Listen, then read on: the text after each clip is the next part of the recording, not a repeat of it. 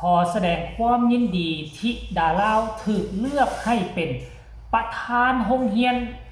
ของโรงเรียนบ้านเกิ้งโตนี้ไปก็จะได้เป็นจ่าฝูงสมใจที่เขาเจ้าเอิ้นว่าลิงน้อยแล้วล่ะสบายดี FC แฟนคลับแฟนหมอลำทั้งหลายไม่ว่าจะอยู่ทั้งฝั่งลาวฝั่งไทยพี่น้องป้องป่ายตั้งแต่ลาวใต้ฮอดลาวเหนือขอแสดงความยินดีกับเด็กน้อยลาวของพวกเราได้ไปฮำไปเฮียนได้ไปมีชื่อเสียงทั้งด้านการห้องการลำอยู่ทั้งฝั่งสารคามประเทศไทยมื้อนี้เป็นมื้อสันวันดีเป็นมื้อไหว้ครูหรือบ้านเฮาก็เอิ้นว่าวันครูของประเทศไทยนั่นละเป็นวันที่11เดือนมิถุนายนเนาะเดือน6แต่ว่าของบ้านเฮาแม่นวันที่7ตุลาวันที่7เดือน10ยังบ่ทันฮอดเทื่อท่านผู้ชมช่วงนี้เป็นอยู่ในประเทศลาวช่วงพักโรงเรียนแต่อยู่ในประเทศไทยกำลังเปิดเทอมได้ครึ่งเดือนนี่แหละทุกคนมันแตกต่างกันเนาะกามื้อนี้ถือว่าเป็นมื้อสันวันดีหลังจากได้ไปกราบ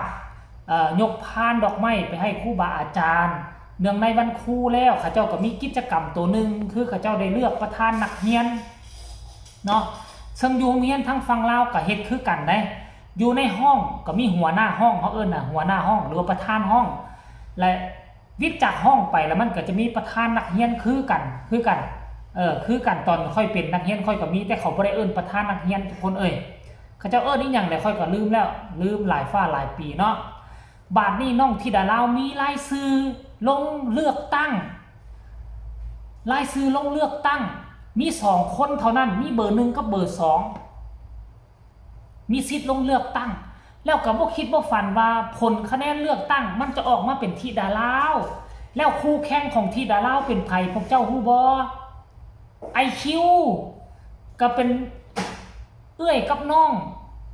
ลงแข่งกันเองประธานนักเรียนสรุปรวมแล้วคันธิดาลาวบ่ได้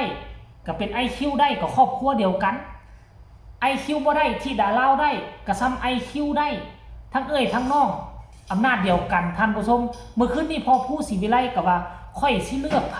อันนึงกับลูกสาวอันนึงกับหลานซ้าย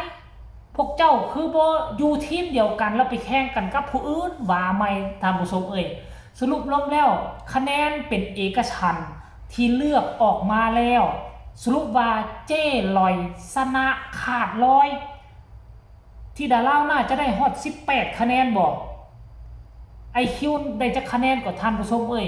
โอ้โหซึ่งประกาศออกมาเจ้ลอยก็อึ้งบ่คิดบ่ฝันว่าตนเองจะชนะนั่งอิงใส่เสาห้องเรียนอยู่ห้องเพลงวอยอยู่เด้หลังจากนั้นก็ถึกเซิร์นขึ้นไปกล่าว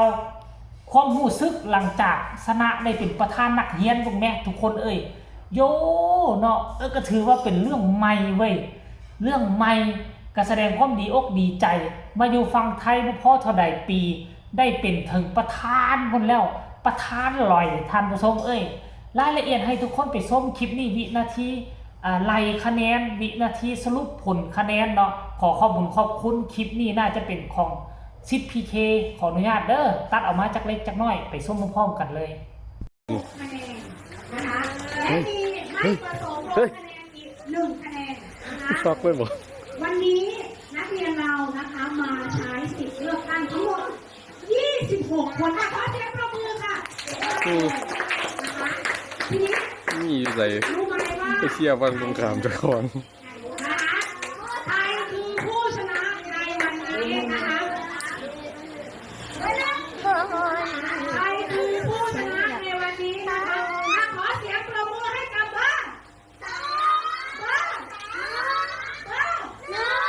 ขอเสียงปรบมือให้กับบ้าน2ค่ะเจ๊หรอไปเลยไปเลยไปเลยนะครับ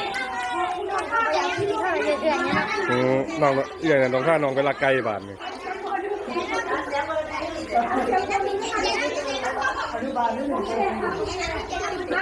เกิดเลยก่อนเลย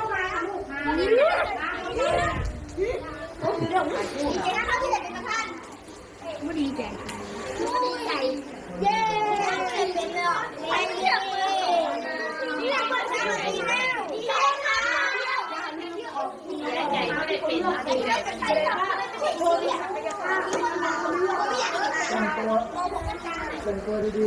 ต้องดี ๆยังงงเลย ๆยืนดีๆเป็นประธานแหละ ขอบคุณน้องๆนะคะที่อยากติดคุกเป็นเพื่อนพี่ค่ะ อันดีๆลูกอันดี พี่ๆก็ขอบคุณน้องๆที่เลือกพี่ๆเจ็บมากเลยนะขอบคุณน้องๆมากครับขอบคุณครับที่ไหนไม่ต้องน้องๆมากครับ พี่พงษ์ลองพูดช้าๆซิแล้วก็เอาไว้ ขอบคุณน้องๆมากครับ มีแค่นี้ใช่ไหมลูก เอาอย่างเดี๋ยวทีนี้เอามาให้ประธานนะคะ ต่อไปนะคะพี่ๆนะคะ พี่ๆเขาจะเป็นตัวแทนหรือเป็นแกนนำของโรงเรียนเรานะคะ ไม่ว่าจะเป็นกิจกรรมอะไรถัดไปข้างหน้านะคะ เดี๋ยวพี่ๆเขาก็จะเป็นตัวแทนนะคะ ในการพาพวกเราทำนะคะ แล้วก็พัฒนาโรงเรียนนะคะ ก่อนที่เราจะเริ่มนะคะ นับตั้งแต่วันนี้เลยนะ ให้พวกเราเริ่มทำหน้าที่เลยนะคะ โอเคไหมคะอ่ะก่อนที่เราจะกลับไปนั่งเดี๋ยวให้เราพูดกับน้องๆอีกครั้งหนึ่งก่อนนะคะอ่ะขอขอบคุณอีกครั้งนะคะ เสียงของนักเรียนคือเสียงของเรา เสียงของนักเรียนคือเสียงของเรา เห็นบ่ล่ะคะแนนเป็นเอกฉันท์ท่านผู้ชมน้องๆดีอกดีใจปรบมือสมเสยปรบมือยินดีกับที่ดาลาวได้เป็นประธานนักเรียนแล้วภาระหน้าที่ของประธานนักเรียนนี่คืออีหยังว่าซั่นเด้ประธานนักเรียนนี่จะเป็นตัวแทนของโรงเรียนแล้วก็จะเป็นตัวแทนของครูบาอาจารย์เวลามีอีหยังเนาะครูบาอาจารย์ก็สิมาบอกประธานนักเรียนประธานนักเรียนก็จะพาน้องๆอยู่ในโรงเรียนพากันเฮ็ดพากันลงมือกระทำคือเป็นหัวหน้านำพานั่นเองยกตัวอย่างว่ามื้อนี้มีกิจกรรมนี้เด้อครูก็สิบอกประธานนักเรียนประธานนักเรียนกับคณะประธานก็สิมาพาน้องๆหั่นมาบอกน้องๆพาน้องๆเฮ็ดจับมือถือแขนร่วมกันเฮ็ดเนาะแบบว่าเป็นผู้รับคำสั่งมาจากครูบาอาจารย์นั่นน่ะท่านผู้ชมเอ้ยโอ้ยที่ดาลาวกับหน้าบานคาเลอร์ยิ้มเป้อยิ้มเป้ยเป้ยอยู่แหละท่านผู้ชมเอ้ยโอ้โหขอแสดงความยินดีกับเจ้ลอยเด้อนอกจากจะเป็นเจ้ใหญ่ใจดีแล้วเพิ่นก็เป็นประธานนักเรียนเป็นผู้ชนะเลิศตอนนี้ไปก็สิพาน้องๆห้องรำทำเพลงช่วยครูบาอาจารย์เบิ่งแยงโรงเรียนช่วยกันพัฒนาโรงเรียนให้โรงเรียนมีชื่อเสียงโด่งดังขึ้นไปหน้าอีกตืมเนาะท่านผู้ชมเอ้ยอันนี้ก็เป็นเรื่องราวความคืบหน้าเรื่องราวแสดงความยินดีมีตำแหน่งอยู่ในโรงเรียนบ้านเกิ้งและเด้อเจ้ลอยก็ฝากคลิปนี้อีกคลิปนึงก็แล้วกันไว้นำอ้อมอกอ้อมใจ FC แฟนคลับทั้งลาวและไทยโดยเฉพาะพี่น้องทั้งฝั่งสวรรณเขตบ้านอยู่ที่เซโนบ้านพลยานางปัจจุบันนี้พ่อกับแม่พ่อเฒ่าแม่เฒ่าคงจะดีอกดีใจยิ้มเป้อยิ้มเป้ยอยู่ละตามที่ค่อยเบิ่งก็ฝากเอาไว้เพียงซ้ำนี้ก็แล้วกันพ่อกันใหม่ในคลิปหน้าลาทานผู้ชมไปก่อนสบายดี